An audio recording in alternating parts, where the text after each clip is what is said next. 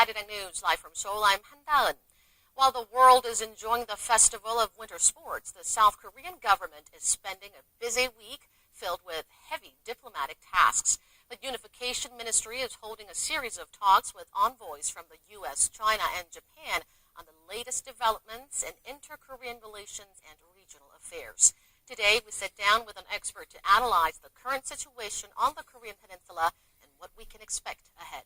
But first, here's Devin Whiting for the top stories at this hour. Devin? Hi, Don. Well, having North Koreans here in the South for the Pyeongchang Winter Olympics obviously cost some money. And South Korea has officially decided to foot the bill to the tune of more than $2.5 million. The money will come from a fund set aside for inter-Korean cooperation. Our Kim Myung-gil explains. The South Korean government has approved a budget worth $2.6 million to cover expenses incurred by the North Korean delegation sent to Pyeongchang. The expenses include accommodation costing $1 million, ticket fees at $930,000, transportation costs of over $90,000, and so on. The South and North Exchange and Cooperation Promotion Council under South Korea's Unification Ministry and headed by Unification Minister Jo Myung-gyun, held a meeting on Wednesday to deliberate on a motion to use money from this year's Inter-Korean Cooperation Fund.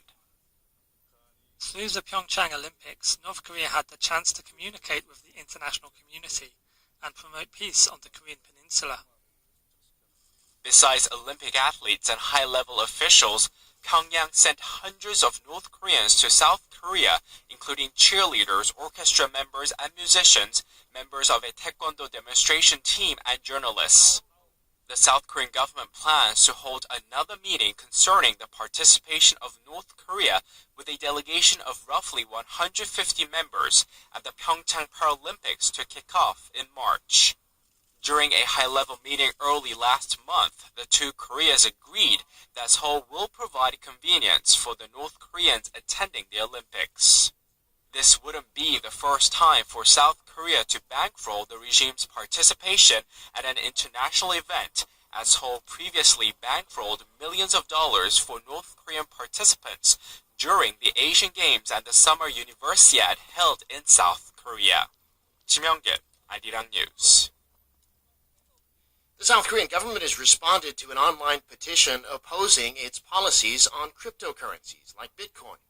The Minister for the Office of Government Policy Coordination, Hong Nam-ki, in a statement said the policy aims to prevent wrongdoing and mitigate the opaque nature of cryptocurrency transactions, but at the same time actively foster blockchain technology.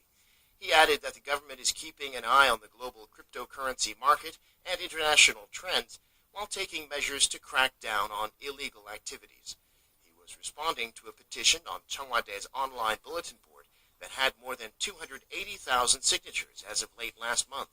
According to presidential office rules, a Blue House official must reply to any petition that gathers 200,000 signatures in a span of 30 days.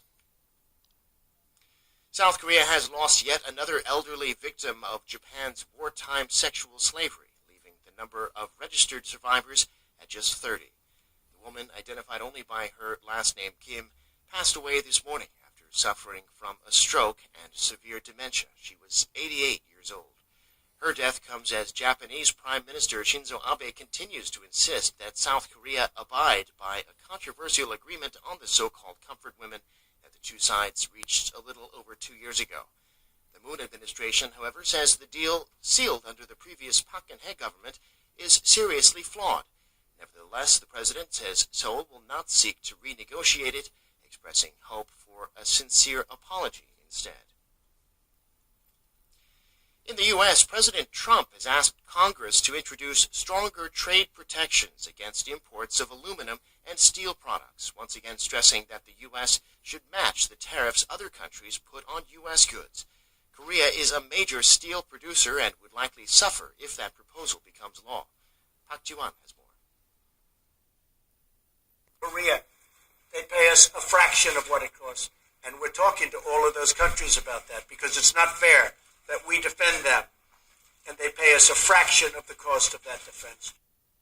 The Trump administration is currently negotiating with South Korea to revise the 2012 bilateral free trade deal between the two countries. AFP reported that Trump called the Korea-U.S. Free Trade Agreement a, quote, very, very bad trade deal, vying to scrap the deal if the renegotiation doesn't yield satisfactory results. Meanwhile, Trump claimed that following GM Korea's decision to close its Gunsan plant in May this year, the car company is moving back to Detroit. However, in its statement, General Motors said it never announced that it was moving back to Detroit. 박지원, 아리랑 뉴스. And while the Olympics are on, fans visiting the host cities of Pyeongchang and Gangneung can also try food and drink from a variety of countries. Several countries have set up restaurants/pubs, giving international visitors a taste of home.